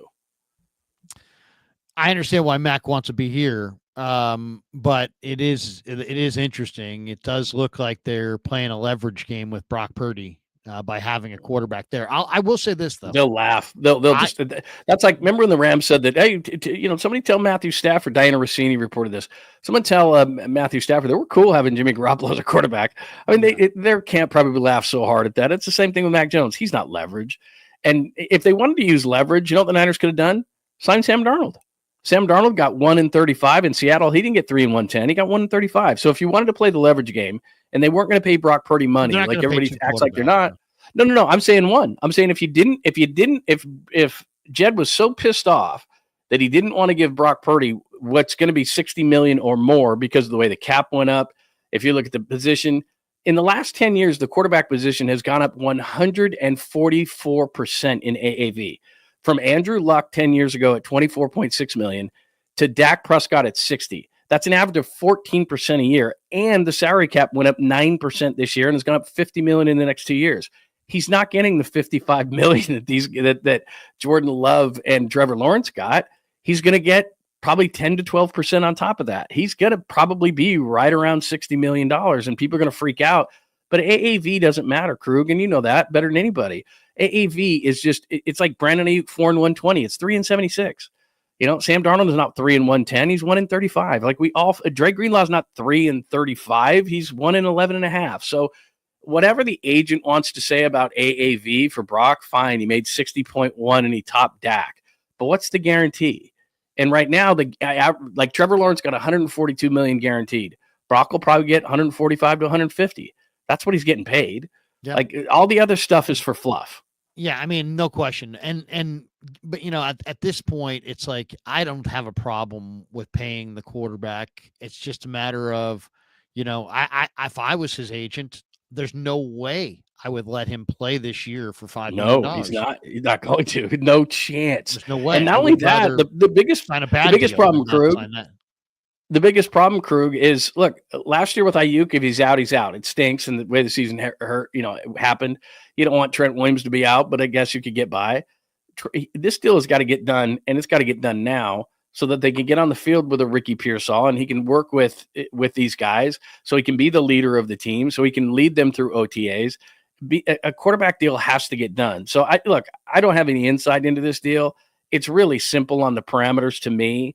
Because the number has gone so much up at the position, because the salary cap went up, it's going to be around $60 million, whether people like it or not, on AAV, which again is a fluffy number that really he'll never see that money. But at the end of the day, he's going to get what he's going to get because the Niners don't have any leverage. That's what pisses you off about Ayuk last year. You had leverage on Ayuk. You didn't have to pay him that money. There's receivers all the time in the draft, free agents this year. There's people that would counter you and say, "Oh, they do have leverage, John. He's got a contract for 5.2 this year. They could put him on the franchise." Right, but they're not going to do that. They're never going to do that. But let's say you don't. Let's say that Ayuk goes to Pittsburgh and Kyle doesn't run up the stairs.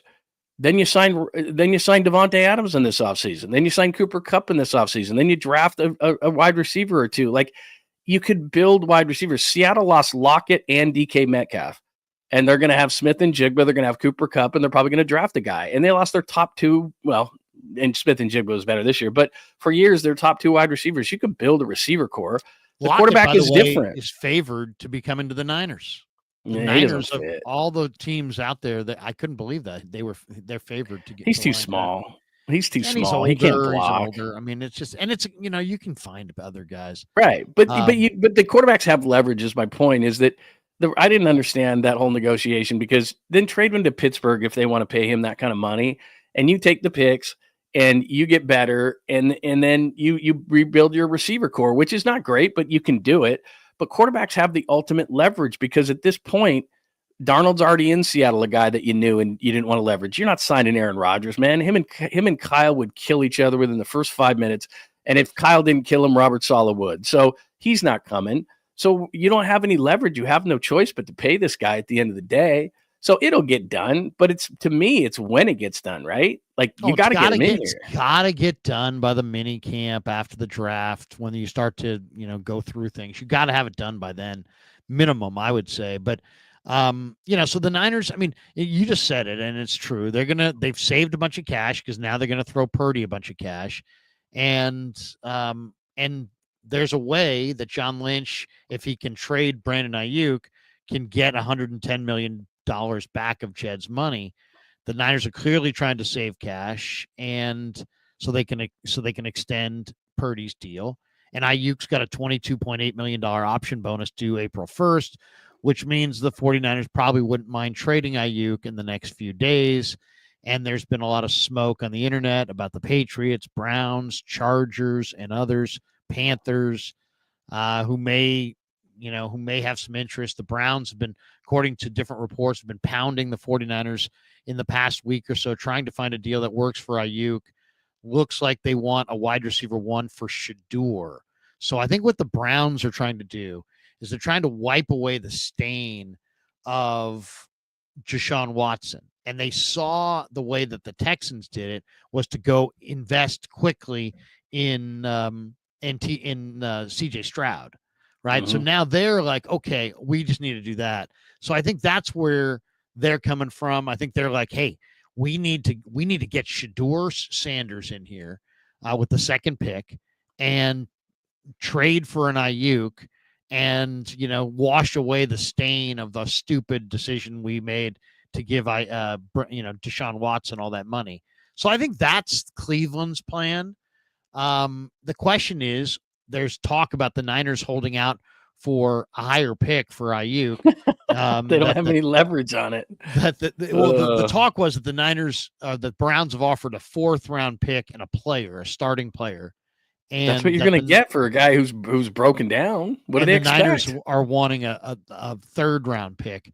But I personally kind of think that it's not even going to be. I think it's going to be some of those. Cleveland's got 3 6th round picks. Or 4 6th round picks. I think it's going to be a couple of those picks. I really don't think it's going to be a high return for Ayuk. I think it's going to be a relatively low return. I know if the Niners got like a Martin Emerson and 3 6th round picks, I could see that being the price. I don't think it's going to be a high price. I think it's going to be a low price, because I think the real get for the Niners is Jed's 110, and nobody that there's the reality of that is so transparent that you're not going to get a great deal as far as the trade goes, when the other team is going to have to pay this bonus of $22.8 million for a player that may not play for half the season. So do I think Ayuk's going to be traded? Damn right I do. I absolutely do believe it. And I don't think it's going to be for an impressive haul, but it is interesting to me that Lynch, basically, when it was asked about Ayuk, and the trade rumors, started talking about saving money, and then said that's the good side of this, is that we need to get younger. So he didn't actually say what this was, but the talk of the Patriots have 3 7th round picks. The talk of the Browns have 4 6th round picks. To me, I don't think it's coincidental that the two teams that are potentially in the running for Ayuk have a bevy of day 3 picks, because I think that's what the price tag is going to be. I know Niner fans are going to be really pissed about that. And they're going to say, "Oh, what could they think? He's as low as his stock could possibly be. he's injured and may not be back till the midway point of the season. They've got to pay a big return. To be honest, Ayuk at this point, and this is why I wouldn't trade him until next offseason if I was going to trade him, because the number on the cap hit, because they're going to take an $18 million cap hit on him as well, is that if he proves that he's healthy and you trade him next offseason if you don't like him, then fine, you're going to get a lot better return. And then my other question would be add wide receiver to the core, because we don't know what Pearsall is going to be. Jennings is going into the last year of his contract. Who the hell is going to catch passes? It's just like if you move him, then the biggest problem becomes offensively. I think you were going to score points, and you still might, and you're going to score points if McCaffrey's healthy. If. But now you've just traded potentially your best receiver, even if he doesn't come back till 3, 4, 5, 6 games into the season. Who's catching the ball? Pearsall better be good. I'll tell you, I got 3 sleeper wide receivers. Okay, sleeper wide right, receivers. you do. All right. I'm going to give them to you right now. One of them's Jordan Watkins from Ole Miss, runs in 4.37. I bet I know one of them. I'm gonna see if I know one of them. But go ahead, keep going. Number 2 is a guy from Auburn who transferred from Penn State. His name's Keandre Lambert Smith. They call him KLS, and he ran 4.37 at the combine. He played at Auburn this year. And those 2 guys for sure. And then the third guy, I found a guy in this, just watching film, that reminds me a ton of Jawan Jennings. And Jawan Jennings is a pretty unique player, right? Because, I haven't seen too many players like Jawan Jennings. But there's a receiver who played at Illinois this year, and he transferred. I think he played a couple other spots. His name is Zachary Franklin. Mm-hmm. And he played for Illinois. He's kind of like 6'1", 6'2", 4.6 speed. Not a 4.5 speed, 4.6 speed, not a burner, right? But the ball skills and the route running and the hands, and the guy catches the ball in the middle of the field, and you can just kind of tell he's like one of those guys you just can't stop. He's not a home run hitter, but he's kind of reminds me a little bit of like a Romeo Dobbs or something, just like real solid receiver who's you're gonna have a hard time stopping Zachary Franklin. The issue becomes now you need a true X. So Jawan Jennings is not a number 1 receiver. He's nice, but he's not a number 1. He's got an interesting skill set. Ricky Pearsall to me is best in the slot. And now you need that badass number 1 power receiver, but you can't afford to do it. You can't prioritize a receiver over a D lineman, over an O lineman, over a trenches guy, all of a sudden you trade Ayuk. And I get it. He wasn't going to be around. And Demarcus Robinson's a fill-in guy. But I'm looking back, and I'm Brock Purdy, right? And you just paid me all this money. And you just traded Brandon Ayuk. And you have big holes in your offensive line. And everyone's going to bitch and moan at me. But wait a minute. I thought these were guys who were supposed to be able to get open. You wanted BA because he could get open. You wanted Pearsall because he could get open. Jawan Jennings can catch anything. Just throw it near him. Traded Deebo Samuel because he couldn't get open. Like, the receiver core all of a sudden is what the defensive line was. Your receiver core is completely – it went from Brandon Ayuk, Deebo Samuel, Jawan Jennings to Pearsall, Jennings, and Demarcus Robinson. And this is – you gave all this money to Brock Purdy, and you can't protect him, and he's got nowhere to throw the ball. I'm sorry. He's not going to be all that effective because – like every quarterback, and everybody goes after Purdy about this. It's about that, though. I think it's about saving that money. No, I get it. I totally get it. And by the way, Juice did an interview the other day and talked about all these different players. And when he got to wide receiver, he talked about JJ. He didn't say anything about Ayuk. Right. And look, they may do it. They really may do it. And he's going to be gone maybe half the season anyway. I get it. But it's not exactly the way to surround your new close to $300 million, close to $60 million quarterback. Because like everybody, this again, because of 262, everybody freaks out about this. Oh, he's got to have weapons. If Purdy doesn't have weapons, I got news for you. That's everybody. Patrick Mahomes is not very good without weapons. He hasn't been good the last couple of years. He's been good enough. Jalen Hurts, all of a sudden, really good quarterback when he has a great offensive line and a bunch of weapons. Jared Goff, inside, great weapons, good offensive line. All of a sudden, Jared Goff's really good. So when Brock has these things, he can be very effective. Brock is not going to carry a football team. We all know that around here. We like him. We respect him. I think they should pay him his money. But if you're going to strip the offense and expect Brock Purdy to play at any kind of level that would suggest he's a $60 million a year quarterback, then you've cut him in his knees. How's he? His whole game is anticipate throws, and I've been with these guys a few years, and I know where they're going to be. And all of a sudden, you're breaking in Demarcus Robinson. He and Pearsall didn't have a lot of time together. JJ, he just throws it up, but your receiver core is all of a sudden, if you trade Brandon Ayuk, or when you trade Brandon Ayuk, April 1st, I know they don't want to pay that either, but all of a sudden now wide receiver becomes a massive need for you all of a sudden. Well, and then it just kind of creates more urgency to getting the contract signed too. You got to get that thing done. I mean, I asked Brock this question because, he had Pearsall and he had Cowing last year. So I asked him the question. I said, Brock, how long does it take for a quarterback to get in sync with a receiver? And I wasn't sure what he was going to say. And he said about 3 weeks, which I thought was an interesting answer. Because I know some guys, it takes a long time. I've heard other people give him shorter period than that, but he said 3 weeks. So I thought that was kind of reasonable. 3 weeks is what he needs. So as long as he gets the full camp with even new receivers, I think he'll be fine. It's really more about, the same thing, the same issue they're going to have everywhere. It's that they have needs and they have to hit. So it's like it's not just drafting a receiver; it's drafting the right receiver. Right. It's not a great receiver draft, though. I think if we look on the offensive and defensive lines and where they could fix themselves if they nail it, the players are there. But as far as the receivers are concerned, and I'm not talking about last year where you're talking about Marvin Harrison Jr., Malik Neighbors, those type of guys, Brian Thomas Jr. Rarely are there players like that. But I'm just talking about even McMillan has his issues after running a 4.5. I like Burden just like you do, the kid out of Missouri. I really like him. There's some guys, but after those guys, it drops off. I mean, I like Jalen Royals of Utah State. I like a few guys like that. Beauty's going to be the eye of the beholder. There's a lot of different sized wide receivers depend. There's some size guys, speed guys, etc. But it's not a deep wide receiver draft. And so if they have to go back in and dip into the draft, and again, wide receiver is a hit and miss. Marvin Harrison Jr.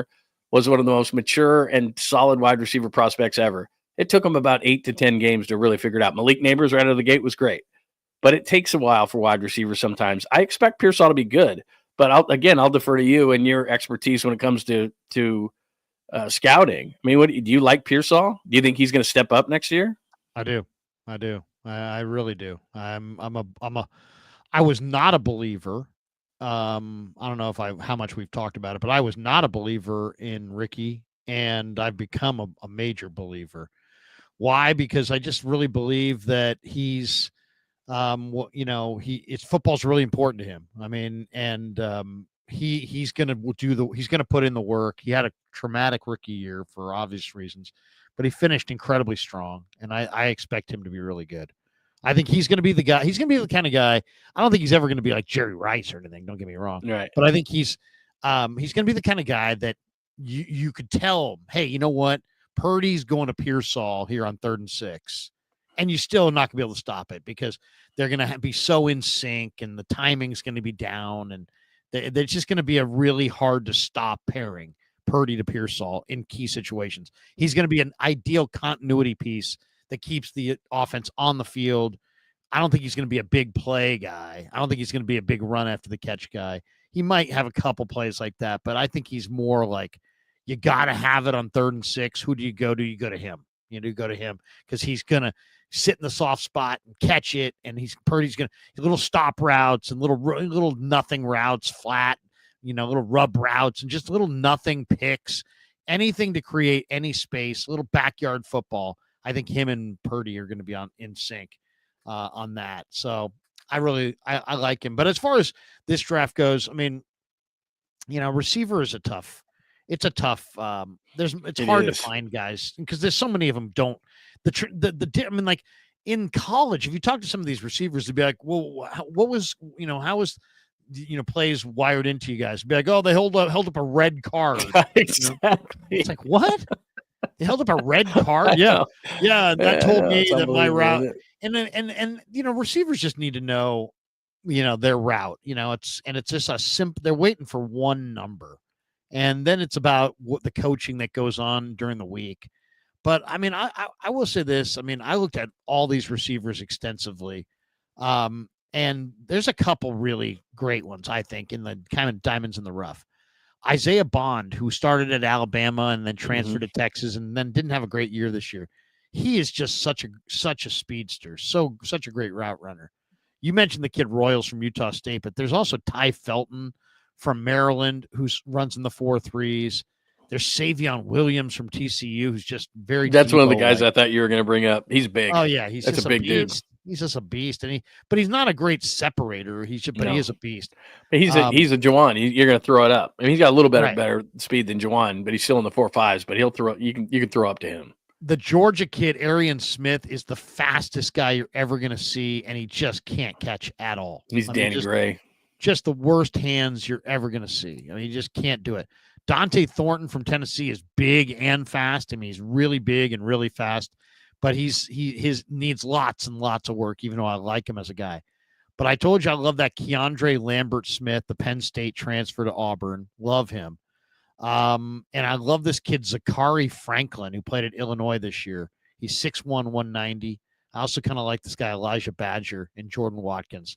So we'll see.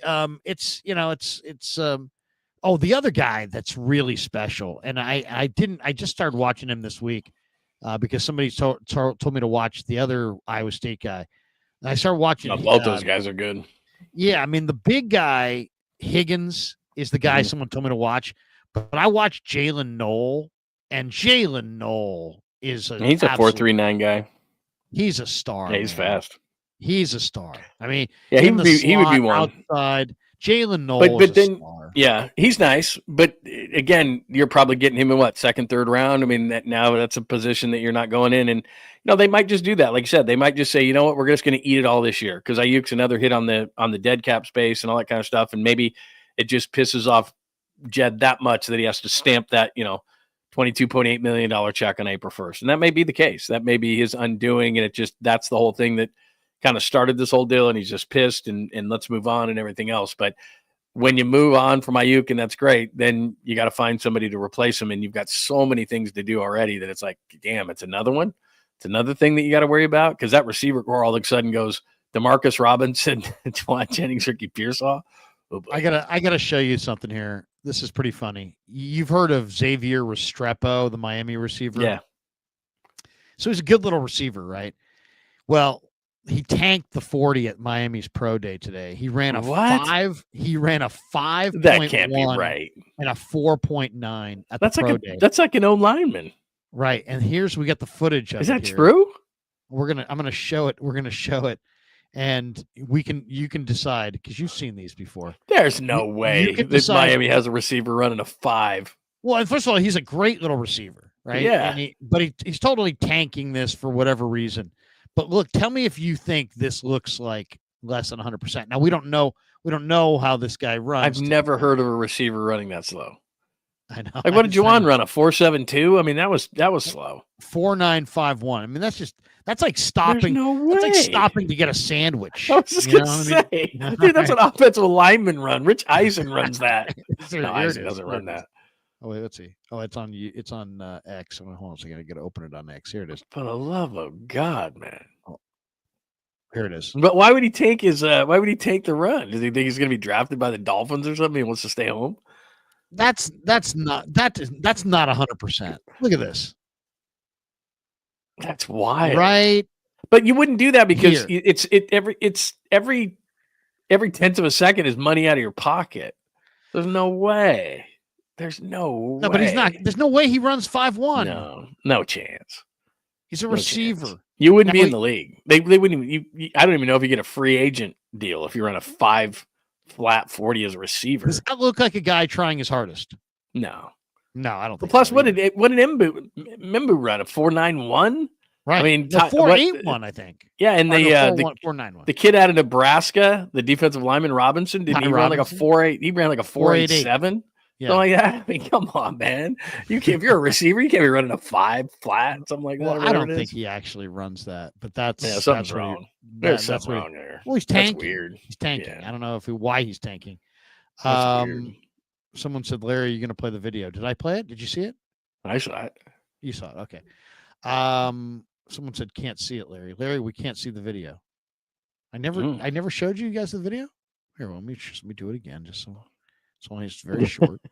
Gosh, you guys are getting sensitive. They're angry late at night. Jeez. Hey, dude, people are probably had a couple of cocktails, relax a little bit. Hold on, let me go back to the main page, make sure I can see it. Oh, there it is. Yeah, there it is. Okay, so you're seeing it. Don't tell me you're not seeing it. Okay. Where is it now? Now I've lost it on my board. Oh, there it is. Also, we can watch this Miami receiver run a 5-second 40. Here's the slowest receiver in the history of football. It has to be.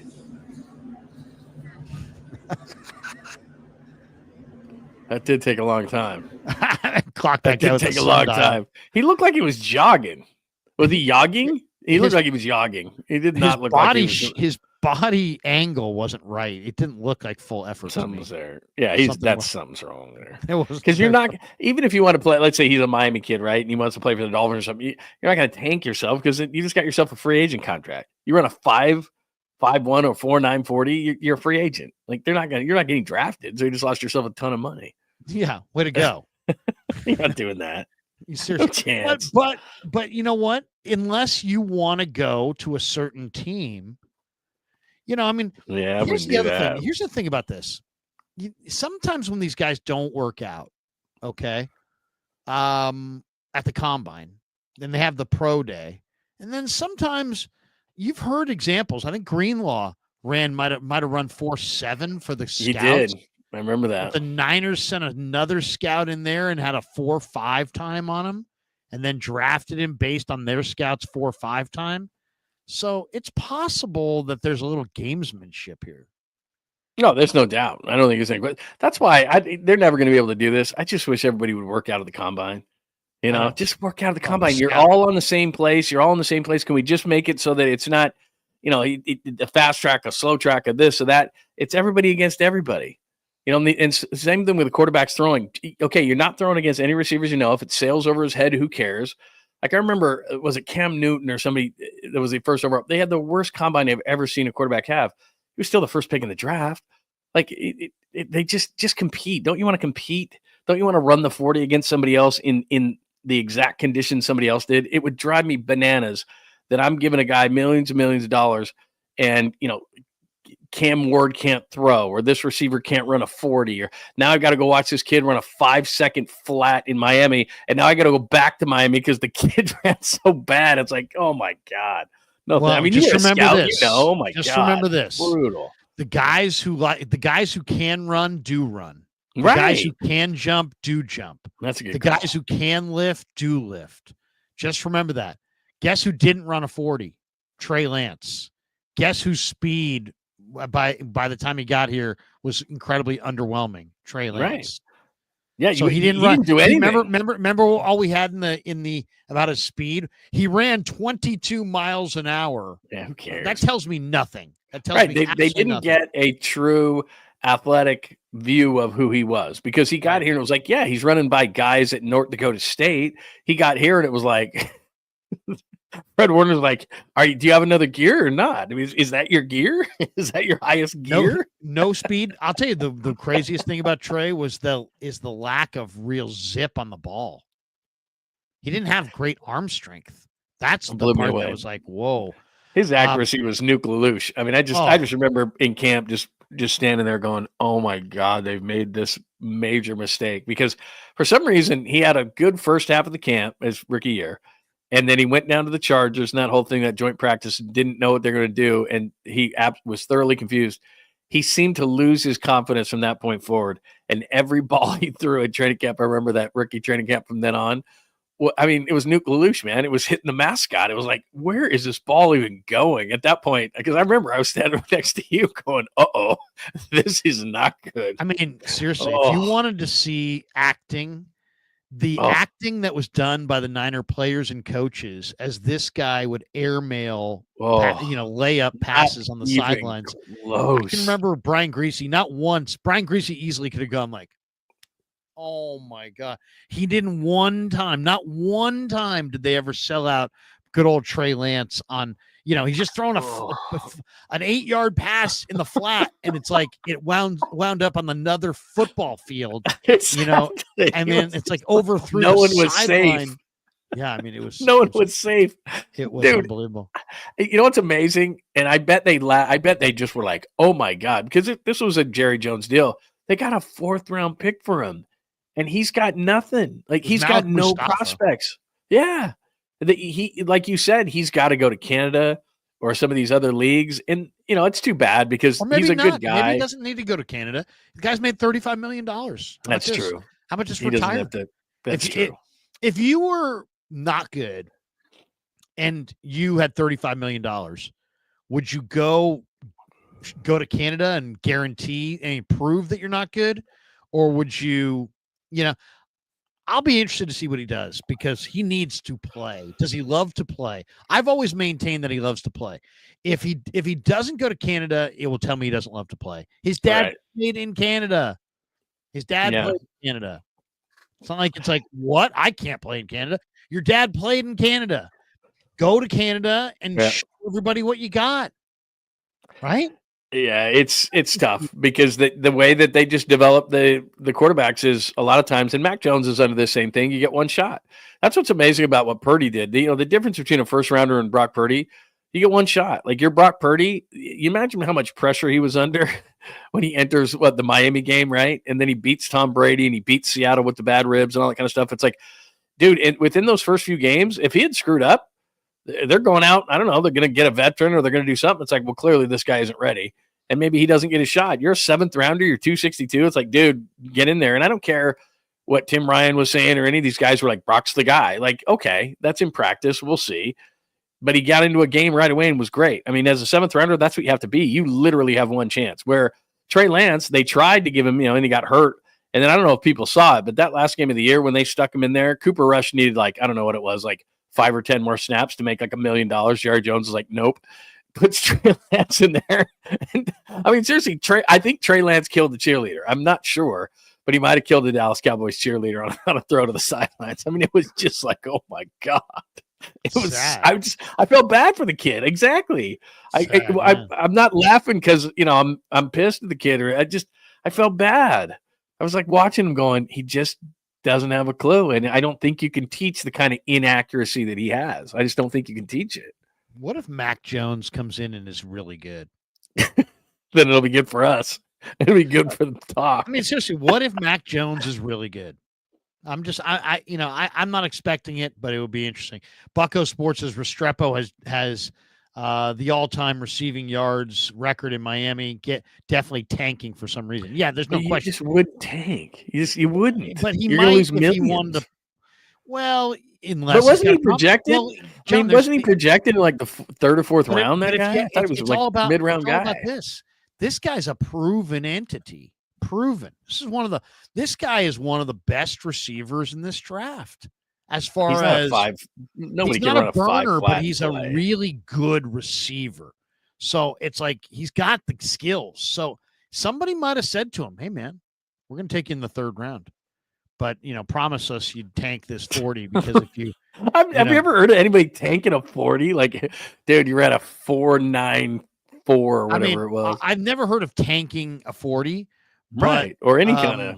But I really believe, in the Pistons retrospective on the Pistons, the bad boy Pistons, Isaiah Thomas admitted to in his pre-draft interview with Jack McCloskey that he gave him every wrong answer because he was hoping to fall in the draft so he could get taken by Chicago.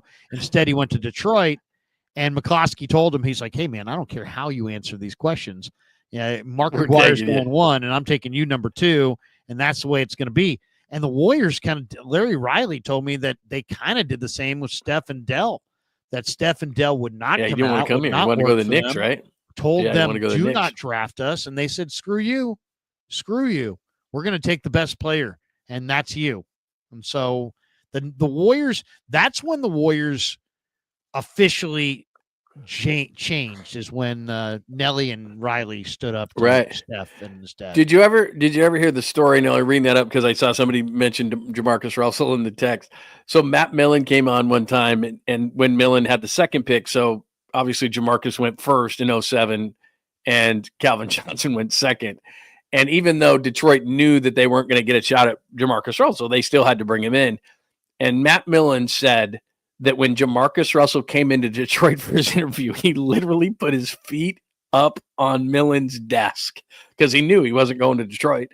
And he just basically, I don't know why you'd want a free trip to Detroit, but just basically said, look, man, I'm going to the Raiders. So, like, I came in here to be a nice guy, but, you know, what are we talking about here? Do you want to go to dinner or something? And Millen kicked him out of the facility. He was like, get the hell out of here. And he picked up the phone and he called Al and he said to Al Davis, because, you know, he's good friends with Al, and he said, you cannot take this guy number one. He's a piece of crap. Like, it just, remember when Al Davis can't take him. Remember when Al Davis used the fact that Lane Kiffin did not like Jamarcus Russell as evidence that Lane Kiffin was with that projector? Coach. Oh, it was unbelievable. And he doesn't like Jamarcus. Doesn't like Jamarcus. He doesn't see the greatness in Jamarcus. It's terrible. It's like, he doesn't see the greatness in Jamarcus. And you know what's funny about it is Millen told us, and believe me, somebody said Millen's a terrible GM. Believe me, I was in Detroit. I was there at Lions HQ when they took Charles Rogers, when they took Roy Williams. And then the third year I was in there and we were talking about Sean Merriman or DeMarcus Ware. And he picks Mike Williams out of USC, who was in Tampa, Florida at the time, totally out of shape. Slow. And Matt Millen came downstairs and then we're in Detroit and we're just like, Matt, what are you doing? Like, here's a guy 3 yards in a cloud of dust and takes 3 receivers in a row. But I digress. But he said that Al accused Matt Millen, who he was really good friends with, and you know they had known each other forever. He said that he was trying to take him off of Jamarcus and making him take Calvin Johnson, and Al got all pissed off at Matt Millen, saying that this didn't happen, and you're just trying to get Jamarcus for yourself, this, that, and the other. So of course Jamarcus goes first to the Raiders, and Calvin Johnson goes second to the Lions. Well, you know, and it's funny, you know, there's a lesson to be learned there. Because think about it. How many GMs would have the courage of their convictions after missing on Mike Williams and missing on Charles Rogers to come back for another receiver in Megatron, but it was Megatron. And Megatron's a Hall of Famer. But I'm just saying, it's like, that would be like if the Niners drafted a receiver this year and he wasn't very good. Right. And then all of a sudden next year drafted a great receiver. It's like, it's a lot of receivers. And you know, it was so brutal. You're in Detroit. It's a 3 yards in a cloud of dust town anyway. But what Matt Millen had done, and the biggest problem was he drafted Joey Harrington 3rd overall in 2002. And then he thought he needed a receiver. Charles Rogers, Michigan State, local guy, 2003. Drugs, major problem. Then he goes Roy Williams, 2005, and he goes Mike Williams, 2006. And it was like, Mike Williams, everybody knew the kid at SC, he was trying to challenge the rule back there to get into the draft.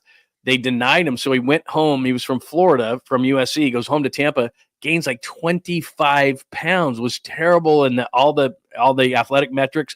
So we didn't even think of him on the board for the Lions. They needed a defender. We were sitting there at Lions HQ, like you and I have done that Niners draft so many times. And we're debating whether it's going to be Sean Merriman or DeMarcus Ware.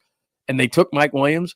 I could not believe it. And then Millen, like Kyle and John used to do with you and I, come into the room and we were just like, what are you doing? Like, we had nothing else to say. We're like, what are you doing? People are losing their mind. What are you doing? Oh, man. Some of those draft room days, I mean, are just amazing. I was there for Harbaugh and Balky coming in after they drafted A.J. Jenkins. And I remember saying to Jim, you drafted A.J. Jenkins. Tell us about what you liked about him, right? The easiest question, the most benign question. And Harbaugh goes, yeah. Really like the fact that he's got some good speed. He's got some real good speed, and played in a good conference. It was like really obvious to me that he had no idea who he was. No idea. Well, plus for Harbaugh, you think Harbaugh wants to take receivers? I mean, like you said, when everybody last year was sitting there talking about the Chargers pick because they needed receivers and they were talking about certain guys, and it was like, Dude, they're taking Joe Alt. Like, Harbaugh's taking Joe Alt, Right, man. He's right. not taking a receiver. Like, you insane. That was, that was bulky. Oh, for Yeah, sure. what I really liked was he's got a bad knee and ACL. Yeah. You know who supposedly Jacksonville is going to trade is Trayvon Walker. What a bad pick that was. First overall pick. Yeah, but you know what? He's got some upside. I would but he's going into his last year, right? And then you got to pay him after that. Yeah.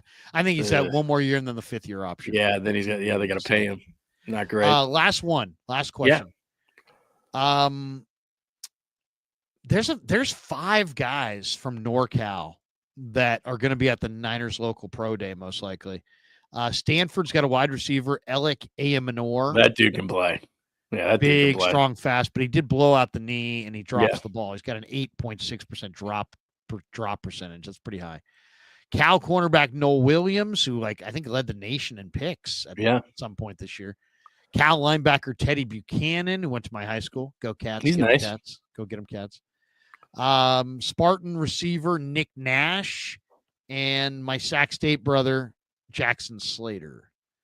Which NorCal local college guy of the Niners likely to go for, you think? People say good things about Buchanan, the linebacker. I've seen him a little bit at Cal. He's, you have need at the position, not only for a starter, but depth. Yeah. I thought Jalen Graham was going to be better. You and I have talked about him for a number of years. I thought Winters calmed down later in the season, was a little bit better, but with his speed, and I saw him a ton at TCU, I thought he was going to be better. Not that forceful of a tackler. No, but it went from, and I didn't love Orrin Burks, I didn't love Flanagan Fowles, any of those kind of guys. No.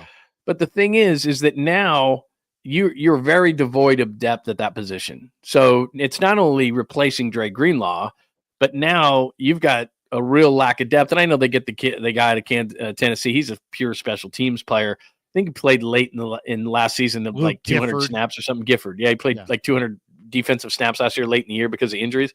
But they really need some depth at the linebacker position. And as you know as well as anybody, your linebackers play a lot of special teams. And so they really need to get after some linebackers in this draft, not only for a starter, but for some depth too, because the depth they've shown is not very good. Yeah, I agree. Teddy Buchanan. Noel Williams would be amazing as well, but Teddy Buchanan, I think, would be the guy that I would want to get. And we have this super from Sonny Desai. Larry, any thoughts on D lineman? Mo Lester from Mass. Oh, yeah, that's really hilarious. Mo Lester. Get it? Yeah, I do have a question. You catch those. It's late at night, and I wouldn't have caught that. Well done by you. Very well done by you. I like Mr. Lester. He's really, really good. All right, that's going to do it for us. Thanks to our sponsors. Thanks to all of you. That's how we end. On that note, let's get the hell out of here. But good show, good stream. Tomorrow is Tuesday, and I will stream tomorrow night with Raj. There'll be no Niners Nightly tomorrow because the Giants play the Tigers game 2 of the final Cactus League game or final spring training game at Oracle Park. But it's a 5:00 start. So no Niners Nightly tomorrow.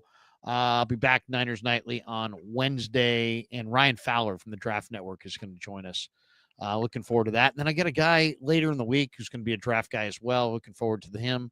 JD's going to join me Thursday night. So a lot coming up on that. And of course, we'll do more videos. I got a video coming out tomorrow, and I took every single guy that left the Niners, and I tried to match them up with somebody who's in this draft that could be the replacement for every single player they lost. So look for that coming out tomorrow. Kev will probably put that out in the morning. But that's going to do it for us. Thanks to John. Thanks to all you guys. John, you got a final thought as I hunt around for the eject button? I always enjoy it. And remember, you and I are going to start, because I've been bringing those up on my show on John Lund Unleashed, people trying to name that Friday night show. So we're going to do the Friday night Giants show, and we're just going to sit here. No negativity when it comes to the Giants, as much as you may push. Lots of beers. If you have names, thoughts, we're thinking about like something chug, but I'm not sure. But we're going to have a good time on Friday nights watching some Giants. I know Kevin is coming up with something so we can kind of have the Giants game going. We got a little rap. We got a little rap going. Yeah, it's going to be a good time. We're going to start an opening day. So Thursday at 1. You ready for Thursday at 1? Let's go. I'm ready Thursday to go. at 1, and then next Friday, it's Friday opening day at home, and so that'll also be an afternoon game. So it'll be some day drinking, but normally it'll be Friday nights. But yeah, we'll day drinking's the best. Day drinking's the best. You're in bed by like 8 o'clock. Oh, it's feel great the next morning. It's day drinking. I'm a big fan. Fact. Exactly. Oh, it's the best thing there is. Anyway, that's going to do it for us. I don't know what happened to it, but yeah, I'm a big Thanks fan. to John. Thanks to all of you. Thanks to our sponsor, Mancini's. The link is in the description below. Thanks to Sharp Corner Sports Cards and Collectibles. And, of course, thanks to Pig and a Pickle, the best barbecue in all of Northern California. Peace. Yeah, never met a man I've been scared of. Can't